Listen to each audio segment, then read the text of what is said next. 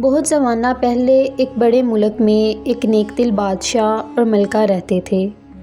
کئی سال شادی کے بعد ان کے ہاں ایک بیٹی پیدا ہوئی جس کا نام شہزادی سلطانہ رکھا گیا۔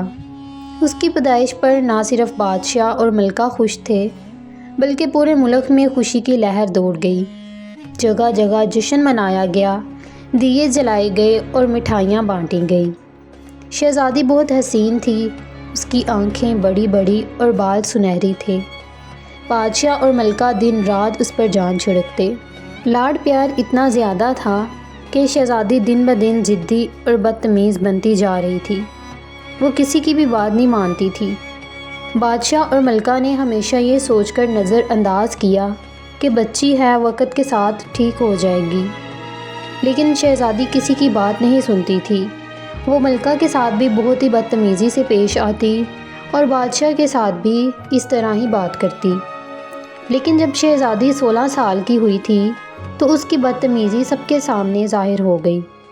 سالگرہ کی تقریب میں اس نے غصے میں آ کر کیک پھینک دیا، مہمانوں کے سامنے مشروبات گرا دیے اور روتے ہوئے کمرے میں چلی گئی۔ یہ واقعہ پورے شہر میں مشہور ہو گیا۔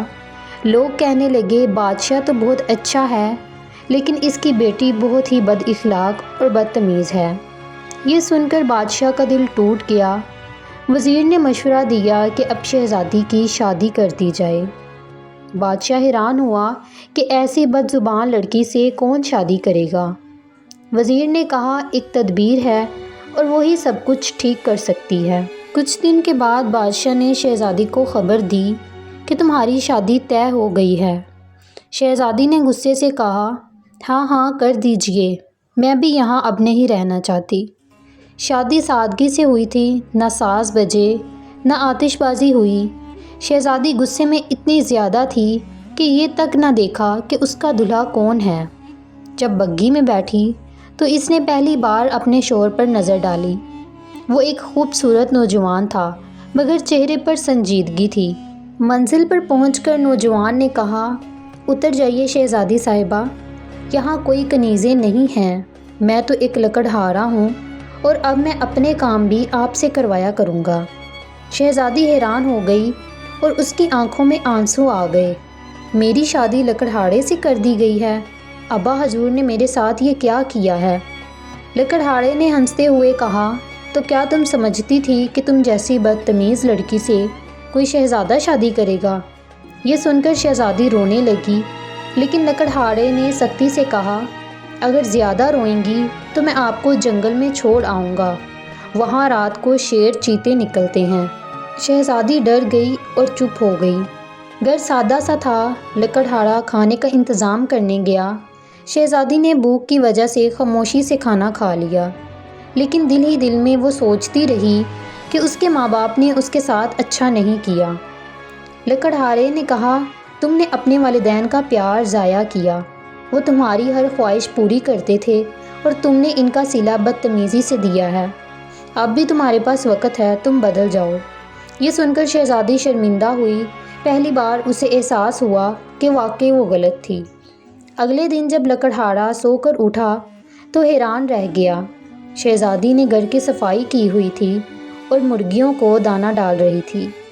شام کو لکڑہارا بیر توڑ کر لایا تو شہزادی نے خوش ہو کر کھائے اور مسکرا دی۔ لکڑہارے کو لگا جیسے جل ترنگ بج رہے ہوں۔ وہ بہت زیادہ خوش ہوا۔ آہستہ آہستہ شہزادی بدلنے لگی۔ اب وہ ضد نہیں کرتی تھی، وہ اپنے شوہر کی بات سنتی اور شرماتی۔ اس نے خود کہا کہ مجھے احساس ہو گیا ہے کہ میں نے والدین کو دکھ دیا ہے، میں ان سے معافی مانگنا چاہتی ہوں۔ آخر کار لکڑہارا اسے محل لے گیا۔ وہاں شہزادی ماں باپ سے لپٹ کر رونے لگی اور معافی مانگنے لگی۔ بادشاہ نے بھی اسے گلے لگا لیا اور کہا ہمیں کوئی شکایت نہیں ہے، اصل خوشی یہ ہے کہ تمہیں اپنی غلطیوں کا احساس ہو گیا ہے۔ پھر بادشاہ نے اسے بتایا کہ لکڑہارا دراصل شہزادہ بابر ہے۔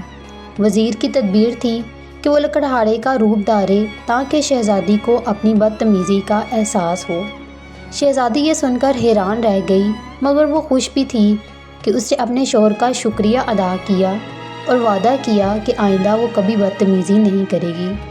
اس دن سے شہزادی نہ صرف والدین بلکہ نوکروں، کنیزوں اور رعایا سے بھی پیار سے پیش آنے لگی، اور یوں شہزادی سلطانہ اور شہزادہ بابر ہمیشہ خوش رہنے لگے۔ یہ کہانی ہمیں یہ سبق دیتی ہے کہ زیادہ لاڈ پیار بچوں کو بگاڑ دیتا ہے۔ والدین کی عزت کرنی چاہیے اور دوسروں سے ہمیشہ اچھے اخلاق سے پیش آنا چاہیے۔ اگر آپ کو آج کی ہماری سٹوری پسند آتی ہے تو کمنٹس باکس میں ضرور بتائیے گا، اور مزید سٹوریز کے لیے ہمارے چینل کو سبسکرائب کر لیں۔ Thanks for watching.